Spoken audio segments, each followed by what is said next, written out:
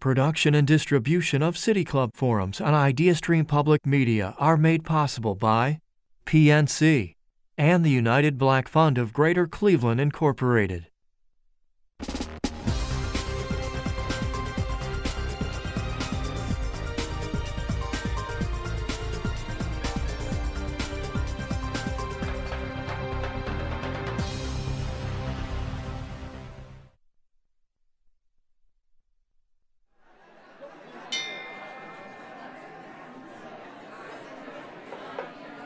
Hello, and welcome to the City Club of Cleveland, where we are devoted to conversations of consequence that help democracy thrive.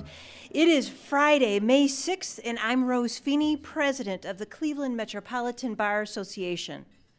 In 1958, President Dwight Eisenhower established the first Law Day, and since then, Law Day is marked around the nation on May 1st.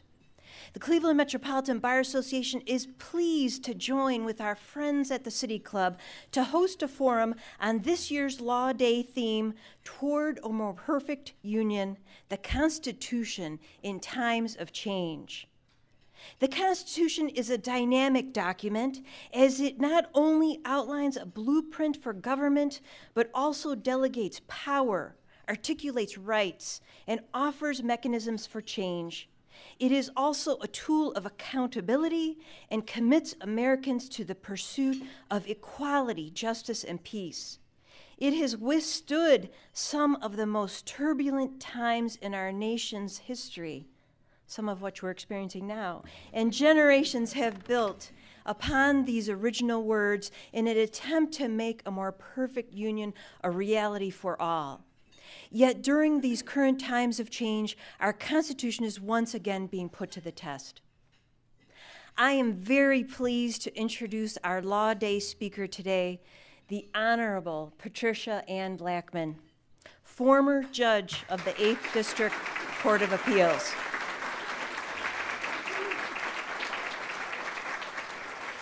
Judge Blackmon knows what times of change means firsthand.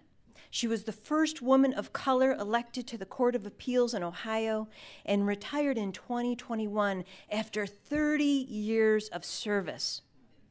Born in Mississippi, Judge Blackmon graduated from Tougaloo College before she was recruited to attend Cleveland Marshall College of Law by the late Judge Ann Aldridge.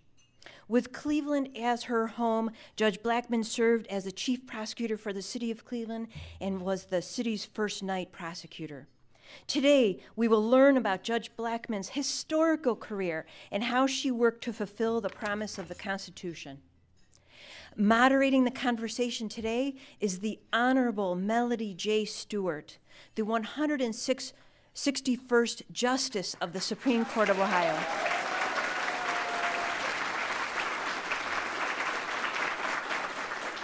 And the first African-American woman elected to the Ohio Supreme Court.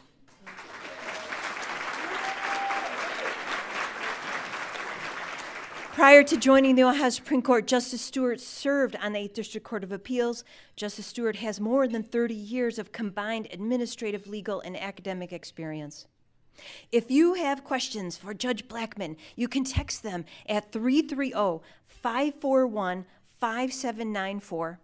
That's 330-541-5794. You can also tweet them at the City Club.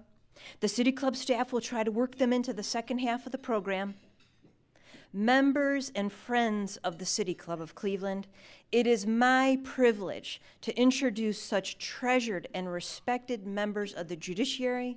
Please join me in welcoming the retired Judge Patricia Ann Blackmon and Justice Melody J. Stewart.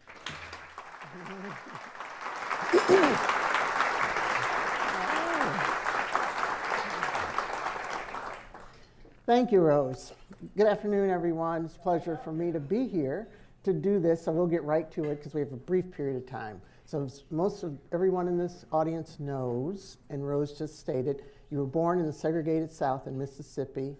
You were number 6 of 11 children.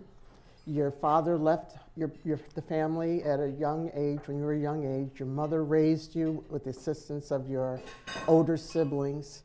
how did you get to Tougaloo College? Well, that is an interesting question. And many of you in this audience may even know the answer to this question. But just in case, I will bore you again. When I was in the 10th grade, I was fortunate to go to Lanier High School.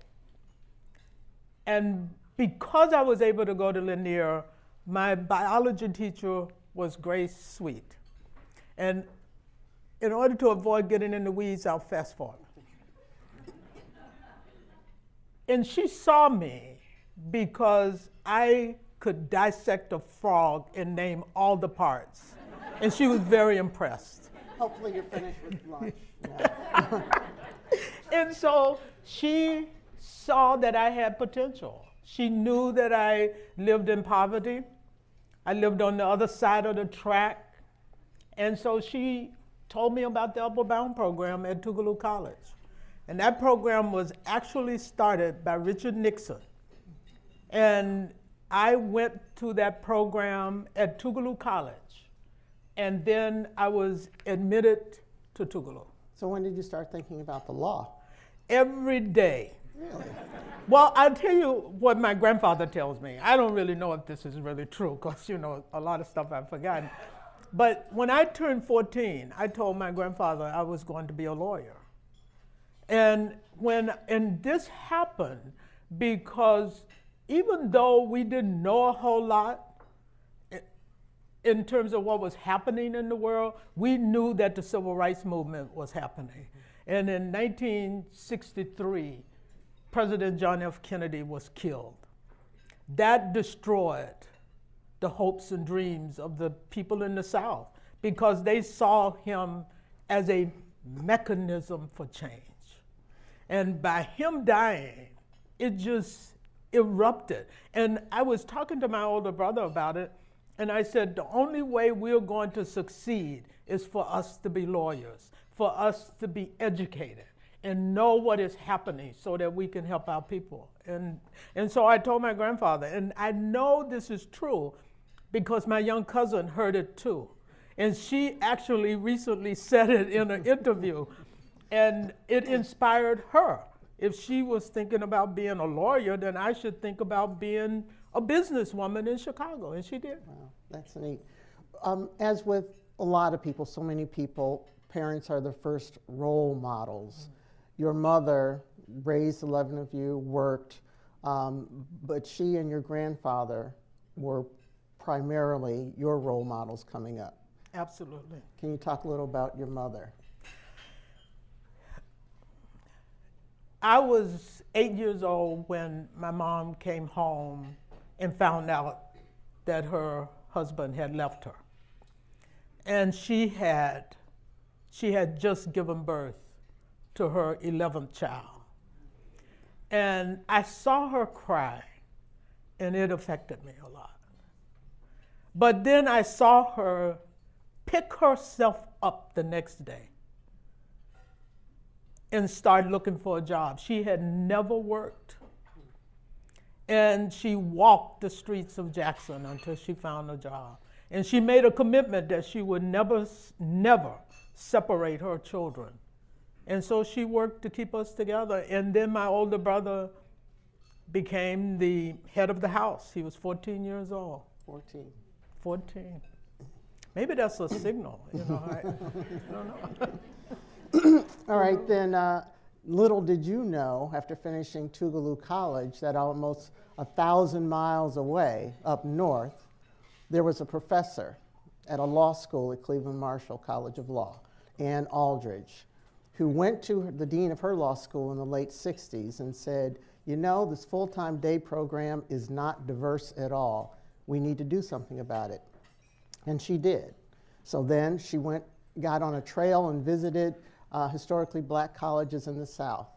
Do you remember the first day you met then professor, later judge, Ann Aldridge?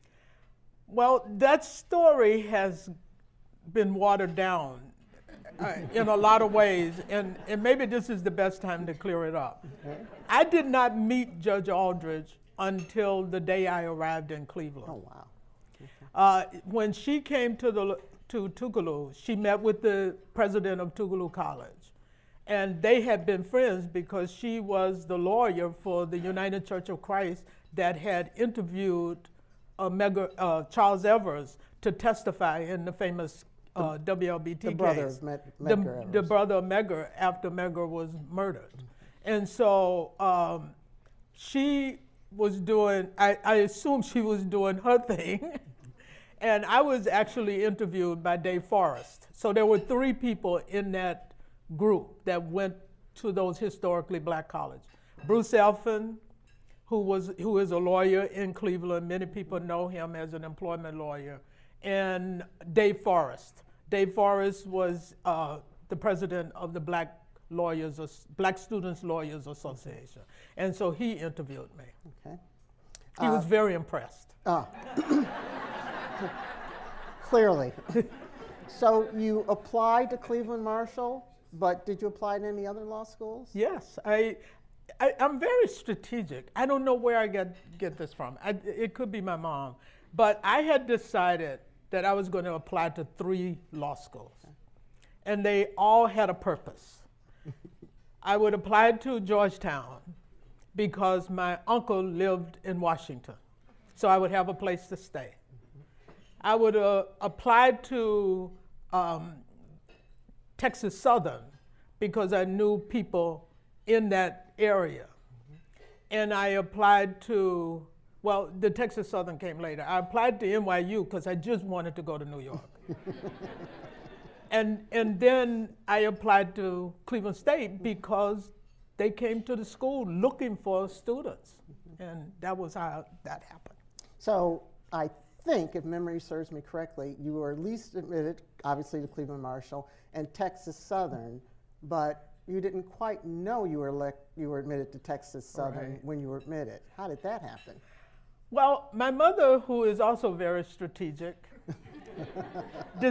because if you know about the program, the LCOP program admitted you in the summer so that you could go through a summer program to be at least caught up with the other students and in the day school, because we were all part of the day school. And by setting up that process, I think my mom had the idea that you're already in school. Why should I mess with that? So she never told me. You got an admission letter that you never knew about. I received an admission letter, and it was on the refrigerator and I went home. The professor, I called Ann Aldridge the professor. She was never the judge to me. And so the professor gave me a ticket to Mississippi for my birthday in August. So I went home and I'm looking through all the mail, and I say to my mom, because school was going to start in September. So I said, why didn't you tell me? I know all these people at Texas Southern. and she said, I didn't want you to have to make a difficult decision. There you go. Just like a mother. Just treat like a mother. So you jumped on the bus, you came to Cleveland by way of Greyhound. Station probably still looks the same, right? Still. Except they have phones. They don't have phones, that are 10 cents. You got off that bus, made a call to Ann Aldridge, said, I am here. I need a place to stay? Well, no, the dean had actually told me that I was going to either be staying at Liz Moody and Alan Buckman's home, or maybe Steve Werber. I can't remember. And just the for details. reference, Liz Moody and Steve Werber were professors at the law school. Liz Moody, interim dean for a while. So they treated us like we were foreign exchange students, which was true, because we were coming from the South. You're coming from Mississippi. So we needed a place to stay during the summer. But that was all. It was supposed to just be for the summer program. So you came with Ann Aldridge, and you stayed with her and her family for a brief 13 days, or 13 months. It wasn't that long. Actually. You mean that short? I mean that short. Well, what's interesting about it is that Bruce Elfin's parents lived next door to the professor on Warrington Road in Shaker. And I called Bruce after that first night, and I told him I didn't want to leave because I really enjoyed the house, and the professor, and her boys. Even though she had made it clear she did not want any students staying with her because she had 4 Siberian Huskies, 4 sons, 1 nephew visiting, and the neighbor's child had moved in, I think. So she only had 1 little space left, and that was me. But stayed you did. Yes. For 13 years. Absolutely. Okay. And I helped raise that young man over there, Martin Aldridge, who is my brother. There's your brother. So came for a reason, stayed for a season. That's what she said. And then you were going to go back to Mississippi. Judge Aldridge convinced you to take the Ohio bar because the reciprocity was better for you. You were going to go back to Mississippi and help your people, but you took the Ohio bar. And then you stayed for another season. You worked as you first had a law practice with attorney Almeda Johnson and retired Judge Una Keenan. You worked as a chief prosecutor for the city of Cleveland under the Voinovich administration, the Ohio Turnpike Commission, and then, of course, the job most salient to today, the Ohio Court of Appeals. How did that happen? And you had never run for elected office before, right? Neither had you.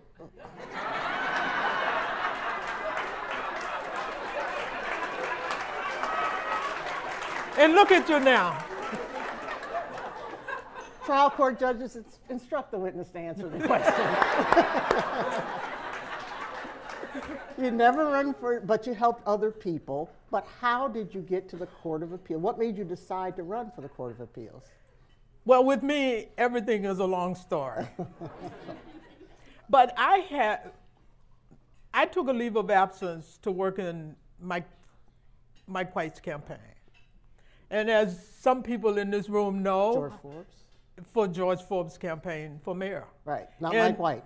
No, I took a leave, I'm sorry. I took a leave of absence to work in George Forbes' campaign, and Mike White won, and Mike White fired me on television, which was the best thing that could happen. See, there you go. He never literally fired me. One of his team said, and the first person who is going to be the chief prosecutor for the city of Cleveland. And I said, well, that might be me.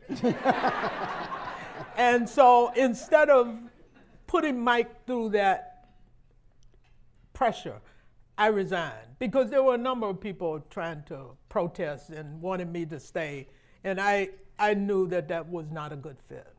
And so my dear friend, Carl Stokes, knew that I was jobless.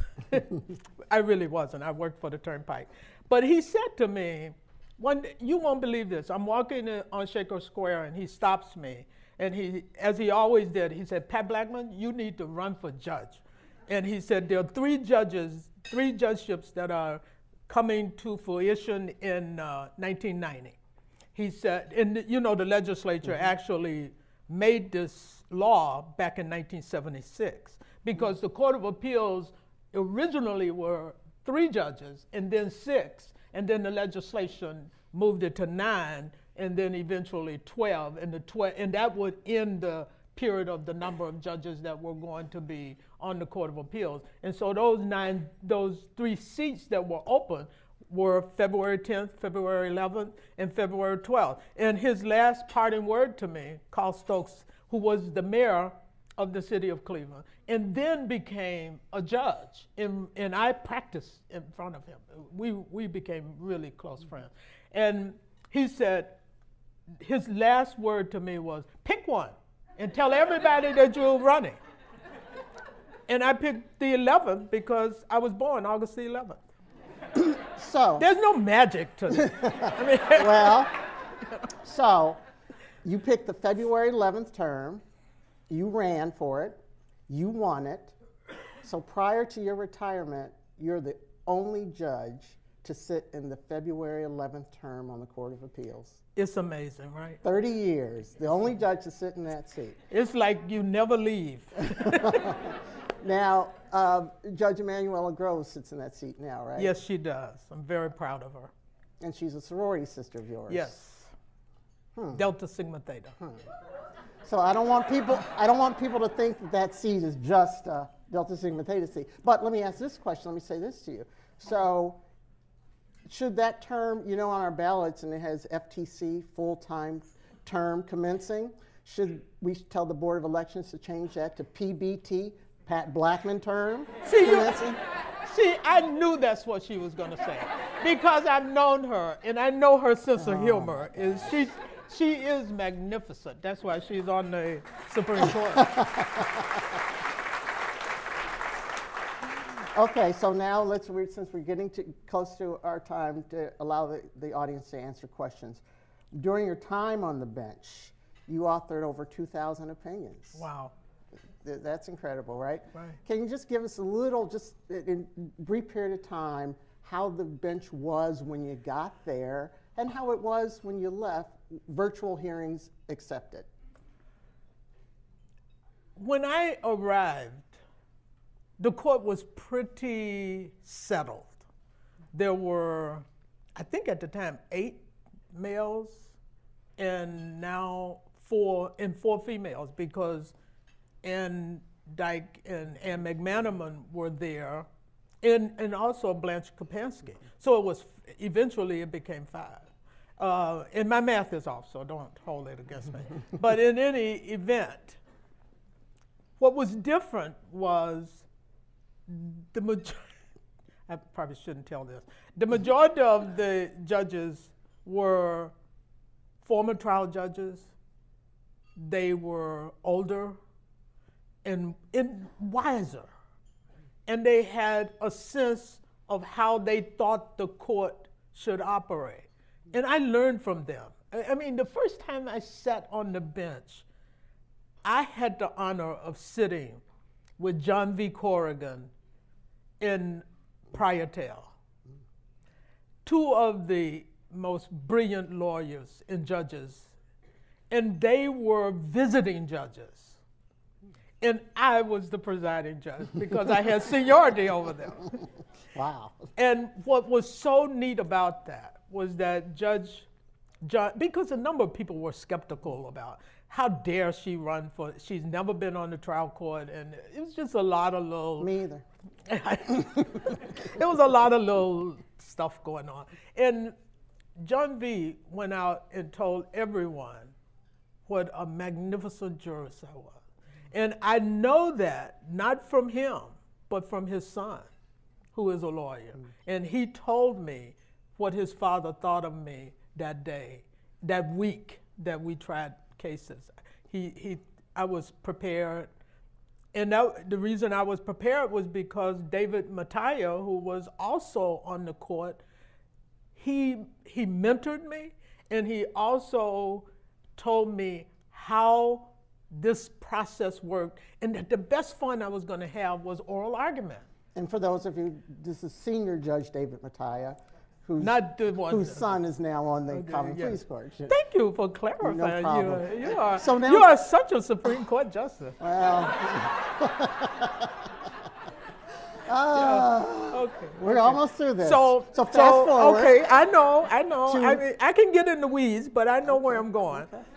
So now we have the majority of the court are females. We have 2 African Americans. Now? Now. When you were there? Now. We had 2 when I was there. Sarah started? Harper and myself. And Sarah and I were the first African American women elected to the Court of Appeals in the state of Ohio. But I got bragging rights because I had seniority. Yeah. It's kind of like Carl Stokes. She's got 24-hour seniority. Yes, that's right. And believe me, that's a great 24 hours because I was able to pick Marilyn Reeves as my secretary, who was with me for 30 years. Yes, just.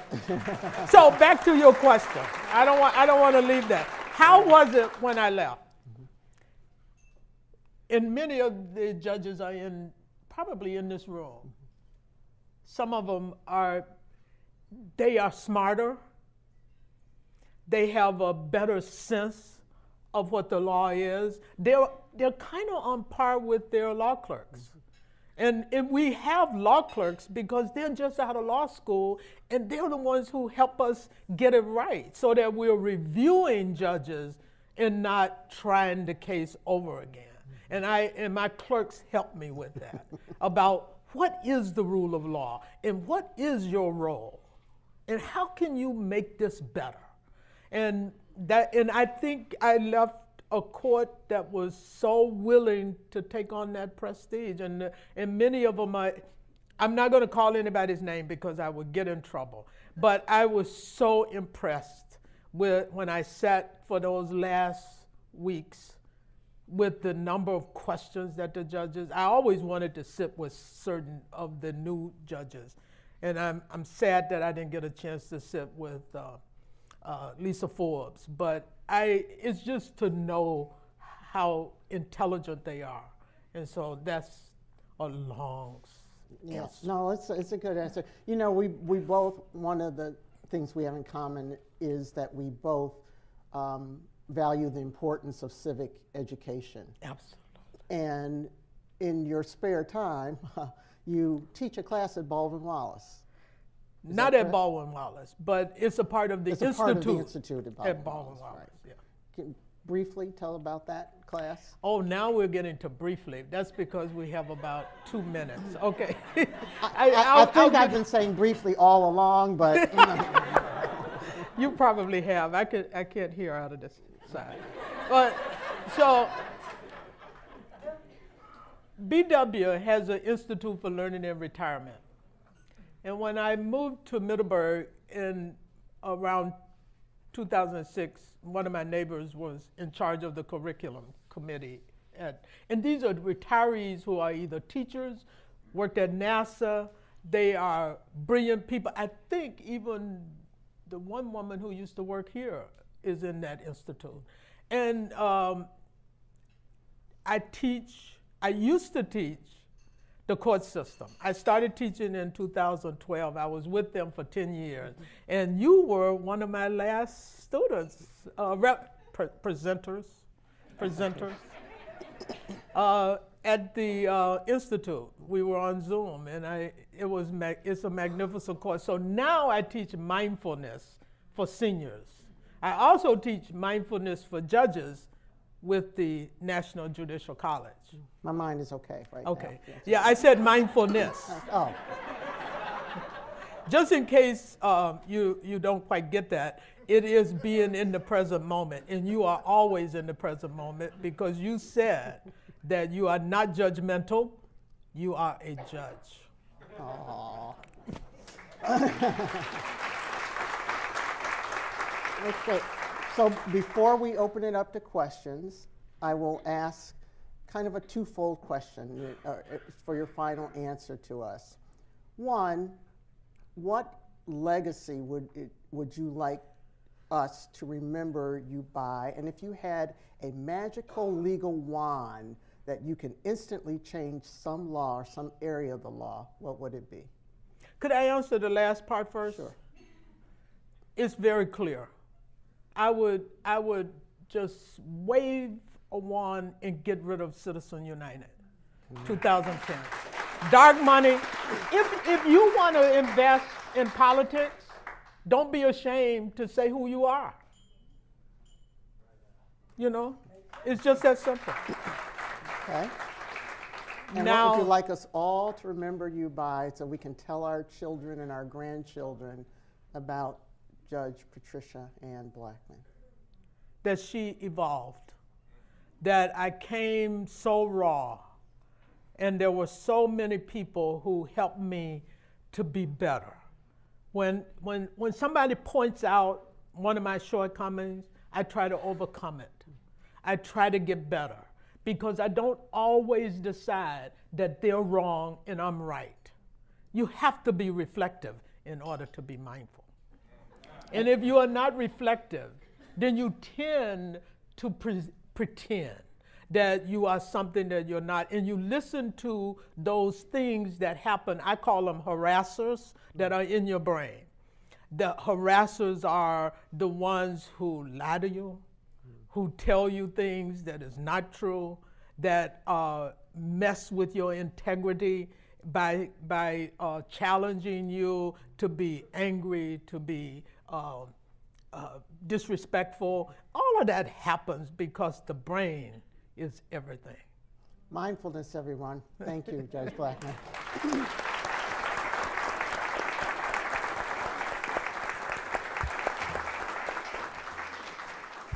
Thank you so much. We are about to begin the audience Q&A. I'm Cynthia Connolly, Director of Programming here at the City Club of Cleveland. We are joined today by the Honorable Patricia Ann Blackmon, former judge of the 8th District Court of Appeals. The conversation is moderated by the Honorable Melody J. Stewart, Justice of the Supreme Court of Ohio. Thank you both. We welcome questions from everyone, City Club members, guests, students, and those joining via our live stream at cityclub.org or our radio broadcast at 89.7 IdeaStream Public Media. If you'd like to tweet a question, please tweet it at the City Club, and you can also text them to 330-541-5794. That's 330-541-5794, and our staff will try to work it into the program. Can we have our first question, please? Hi, my name is Becky Morgan. Thank you both for being here. I skipped law school, so my terminology may not be right, but you'll figure out what I mean. In looking at the Constitution, I understand there are two primary views. One is the originalist, which is it means exactly what it says and nothing else. And the other one is interpretive or something like that, that means that the Constitution means a lot more than exactly what it says. Is that a philosophy that you're taught in law school? Is that one that conservatives are one way and liberals are the other? Can you explain that dichotomy and how it evolves in a given judge? Is that question for her? I'm the moderator. Excuse me, but the title is The Constitution in Times of Change. Oh. Well, let me see if I can unpack it.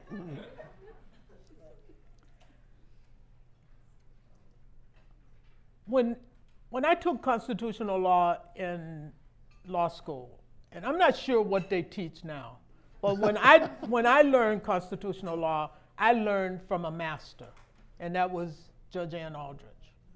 And she made me believe that the Constitution was subject to precedent, stare decisis, and that means precedent, and that the rule of law means something, and that you can't willy-nilly change it over and over again. So then you have to know your history. And if you don't know the historical context of why the originalists are now very powerful, and you could look up the Federalist Society and that'll tell you a lot. Or where we are going with this principle. And is it a philosophy? Is it a legal philosophy? It is what it is. When you have a Supreme Court justice saying that in order for you to interpret the Constitution, you can only interpret it through the original context, then that's what we have.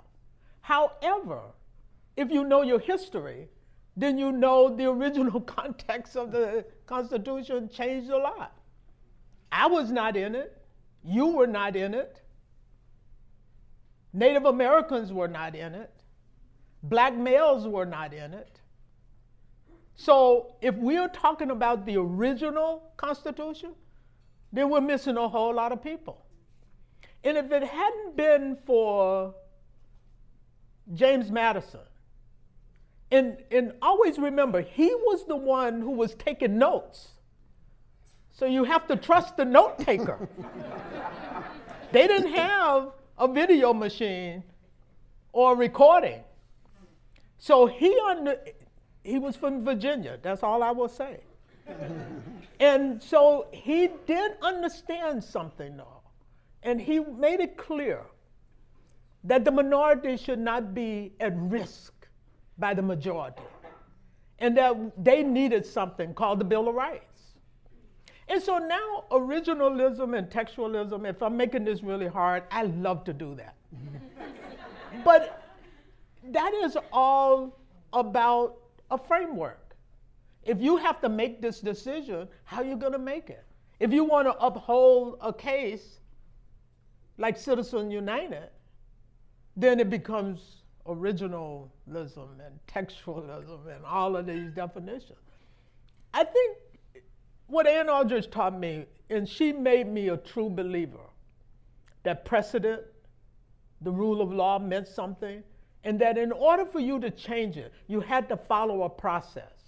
And I won't get into the weeds on that, but you have to follow a process that has been a historical process in this country. You can't just willy-nilly change things just because you want to, because you believe in states' rights. Okay. So, okay.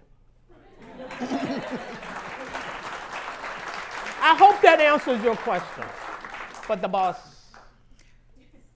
Hi, Judge. Lansherie Billingsley here. How you doing? Wonderful.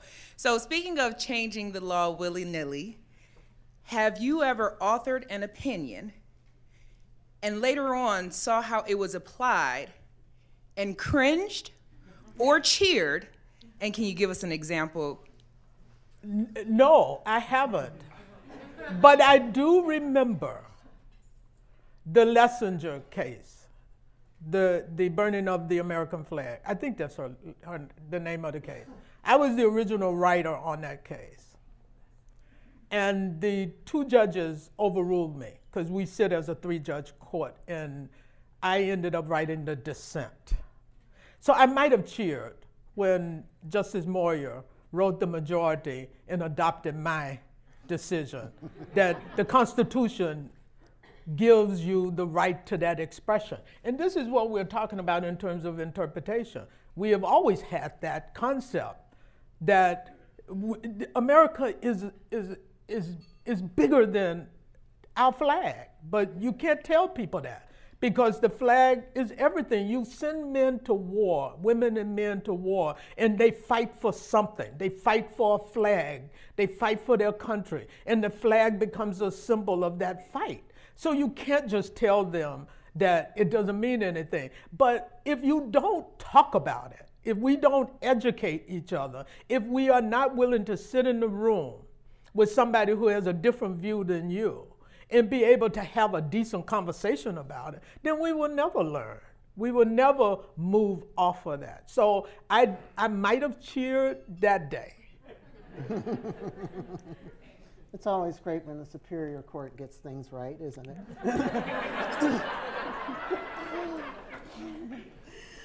Good afternoon, Judge Patricia, and thank you for your amazing judicial service. So over the past decades, the legal industry and legal education have been evolving, such that it is very different than it was when you began your legal career. So we have here in the audience today a number of high school students. What advice would you offer them for those who are considering a legal career, for those who may be interested in civic engagement, for those who want to look at our world and figure out ways to make it better? What advice would you offer them as they sit in their high schools today? Okay, I'm going to get in trouble with this. I know it, but I'm going to say it anyway. The best advice I can give you is to get to know yourself. Understand why you do what you do. Just appreciate this little bit of biology. From the age of 1 to the age of 26, your prefrontal cortex is not fully developed. Understand that. So you might want to be into instant gratification, and something is telling you to do that. I would say, think about it. That's why we have parents. Our parents tell us the difference between right and wrong so that we make good decisions. That's why we have the brain. The brain is designed to help you make good decisions. If you are not using it in that way, and you don't understand the biology of why you make decisions, or why you have a thought that pops into your head for no reason, then you may act on that, and you may not make good decisions. I'm not sure why everything worked out for me, but I grew up in such pain. You don't have the pain that we have. You think you have the pain because because of your color and your age. You think you have pain, but know your history. Know your body, know your mind, know your history, and become good citizens. And I guarantee you, you will make good lawyers, and you will make good decisions, and you won't operate instantaneously. And then if you don't believe anything I've just said to you, ask yourself why you cannot rent a car.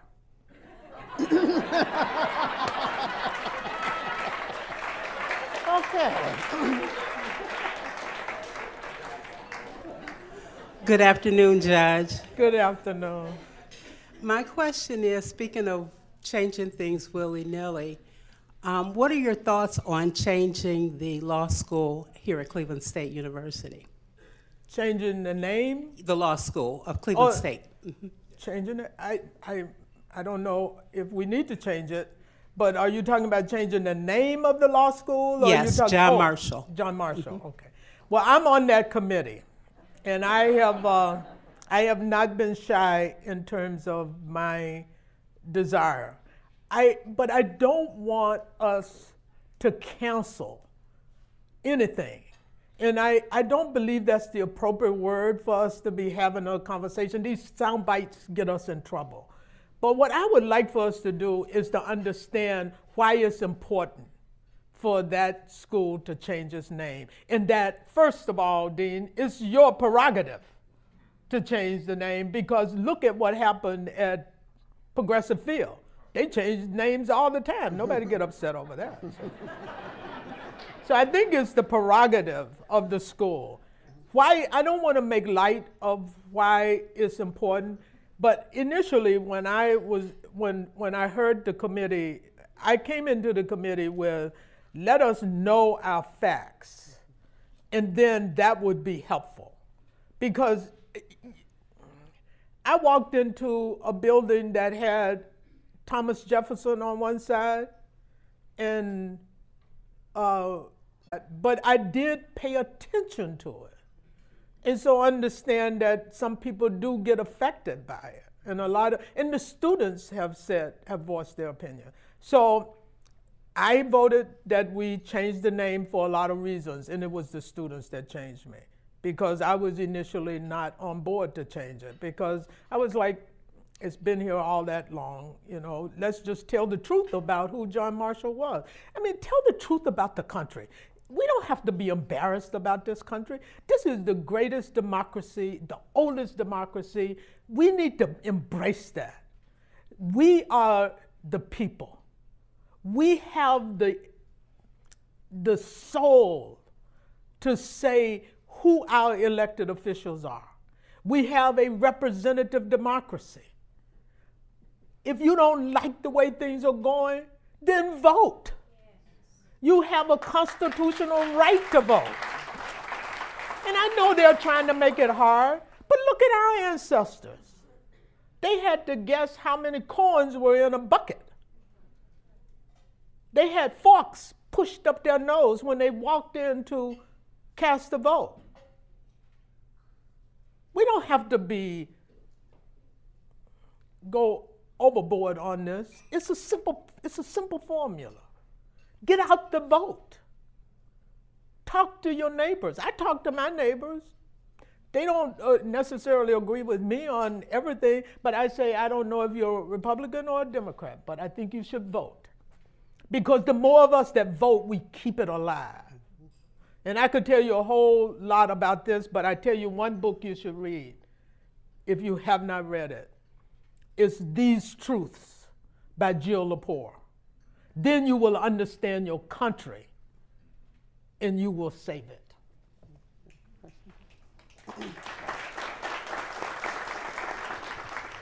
Good afternoon. This has been such a wonderful, really a delightful program. So great to see you. It's so good to see you. So I wanted you to comment on what appears to be the increasing politicization of the judiciary at all levels, of course, at the federal level, and also at the state level. And you just talked about Republicans and Democrats sitting in a room together and how that affects really legitimacy of the court.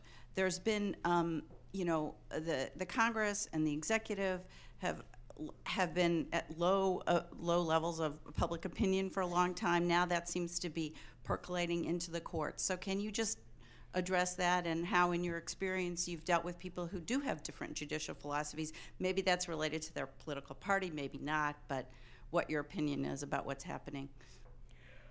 Well, it is hard what is happening, and it's hard to see that it's happening now, because 50 years ago it was happening and we got comfortable. We thought everything was okay. And so we stopped doing the work. We stopped learning, and we stopped insisting on better. And this is I don't really know the answer, tell you the truth, but I have an opinion. And my opinion is that when people can't see their government, this is a representative democracy. You pick them to go to Washington to make decisions, but you don't see anything happening. And so you start resorting to what you can see, which is the state that you live in. And so we get into this whole notion of the state control and the blue states and the red states. And I say it's the United States of America. And if we don't figure that out, we will be enthralled. And that's what Abraham Lincoln said. He, in his speech to the Congress in 1862, he said, we must disenthrall ourselves, and then we will save our country. And that's what we have to do. We are enthralled in our little worlds of power and money. And unless we start looking at what is beneficial for the United States of America, all people who live here, we won't make it. And I think that we need a logical, appropriate way to deal with immigration, because it's been up and down over the history. If you don't know your history, you're doomed to repeat its worst failures. And that's what happens in this country. You have to know your history. You have to know why things happen so that you can then say, okay, let's make an adjustment. It was much worse in 1950, especially for black people living in the South and in the North. And just think about the people who were living in 1930 during the Depression. Great. We really have it somewhat okay. I listened to this psychologist, and she said, think about the good things that we have. Zippers in running water. Over here. Hi, I'm going to be reading a text question that we received. Would love to hear both speakers talk about watching Justice Ketanji Brown Jackson be appointed and confirmed to the Supreme Court. Well, I can tell you I cried. And then I tweeted about the crying. So, we have been waiting for this day since we thought it was going to be Constance Baker Motley. We thought it was going to be the senator from Texas. I forget her name now. She was on the Watergate, Barbara Jordan. And then we thought it was going to be and thought it was going to be, and then it looked like it was never going to be. Because unfortunately, African American women, and I don't want it to look like I'm talking about labels in a group, but I guess I am.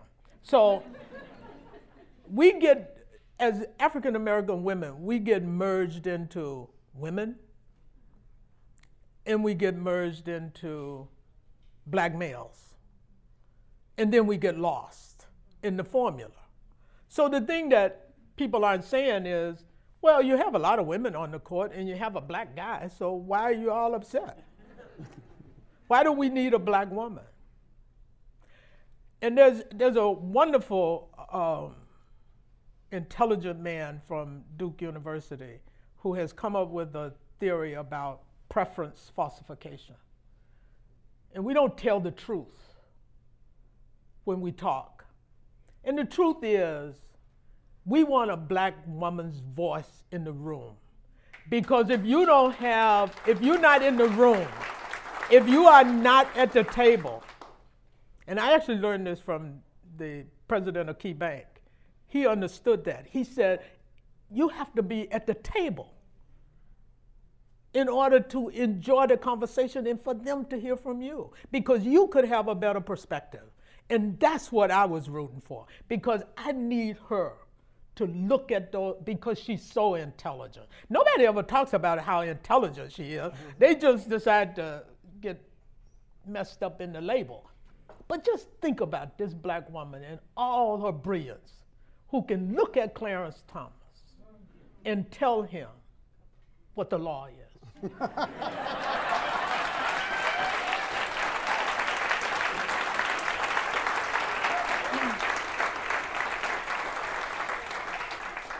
I'll just say quickly, just to talk about history, to give a historical perspective.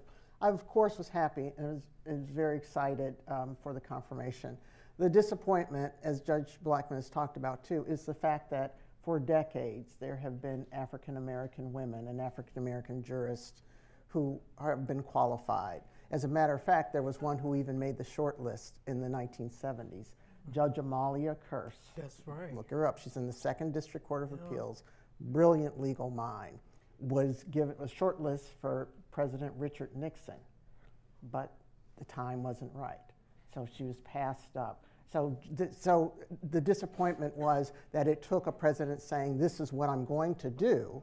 And so because the president said that, it kind of murkied the waters and made it to be a distraction. But of course, I am happy. And when you talk about historical first for African American women, and I'll just briefly say for those of you who don't know, standing over to ask a question is Judge Meta Pearson, who is the first African American and only African American female on the federal court here in Ohio. And I remember when she was a law student. So question from you? Oh, there? Okay. I'm sorry, going back and forth. Good morning. My name is Dolores McCollum. I'd like you to speak about, in light of the Great Leak on Monday or Tuesday, how concerned should we be about the Supreme Court going back and revisiting cases like the Miranda case, or cases that said you could marry whoever you wanted to regardless of whichever boxes you checked on the census form? How concerned should we be that they will just spend their time going back, and undoing things that we thought were in cement but now look like they're meandering rivers? And how concerned should we be that Judge Ketanji Brown Jackson was accused of making that leak? She's not even at the court yet. I'm sorry, I digress. Well, what we need to appreciate is the Supreme Court doesn't get an opinion, get a case, unless it comes out of a state. The state is the one who is bringing these cases. When I found out that this was the Mississippi case, it blew my mind, because I was like, are there any abortion clinics in Mississippi? And then my sister corrected me and said, yes, there's one. But my whole notion is, the reason I make that point, and I make it in a humorous way, is that it starts at the state level. It's our responsibility to make sure that those kind of cases don't get to the Supreme Court. And if they do, there is the only way the Supreme Court gets these cases jurisdictionally, and if I'm wrong, correct me, is there has to be a conflict within the circuit. And if there's no conflict in the circuit, it doesn't go to the Supreme Court unless it's some other issue that gives them first impression or the authority to rule on it. So I say it starts at the state level. And it's our responsibility to vote. And if you don't want these conditions, then we wouldn't have them. Just think back, and I'm a historian. I was a history major, and so I always look at what happened historically. And if you look at what we've gone through in this country to build the democracy that we have, I think that's what we are hurting from, is that we built a democracy that we were so proud of, and now it looks like it's going into someplace. And I say all of that to just say that, yes, they might go back and revisit. They tend to use this phrase slippery slope, but they may not want to get on that slippery slope.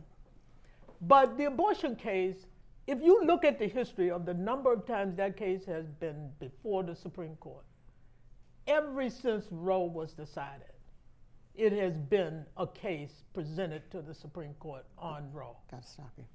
Pardon? Got to stop you there. Oh, okay. Before, and I'm sorry we don't have time for more questions, but before we close out, I'd like to mention that last night, at one of the many celebrations of Judge Blackmon's time on the bench, Judge Dean Lee Fisher of Cleveland Marshall College of Law announced that the law school has established an endowed scholarship called the Judge Ann Aldridge, Judge Patricia Ann Blackmon Scholarship Fund.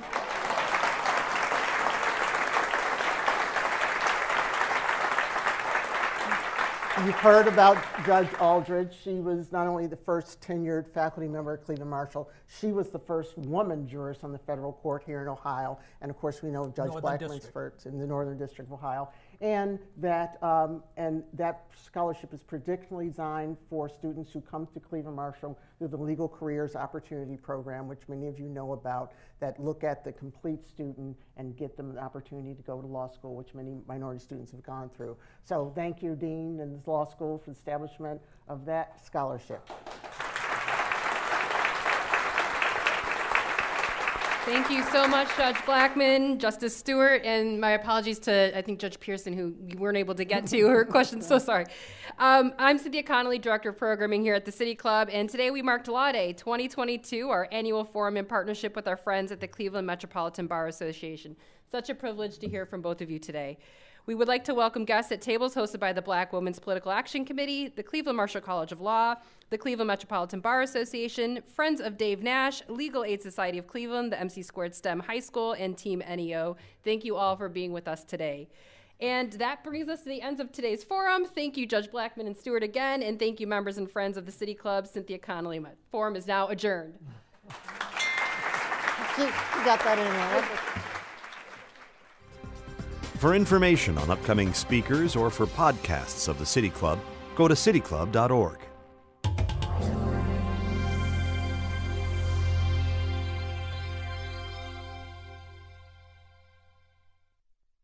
Production and distribution of City Club forums on IdeaStream Public Media are made possible by PNC and the United Black Fund of Greater Cleveland, Incorporated.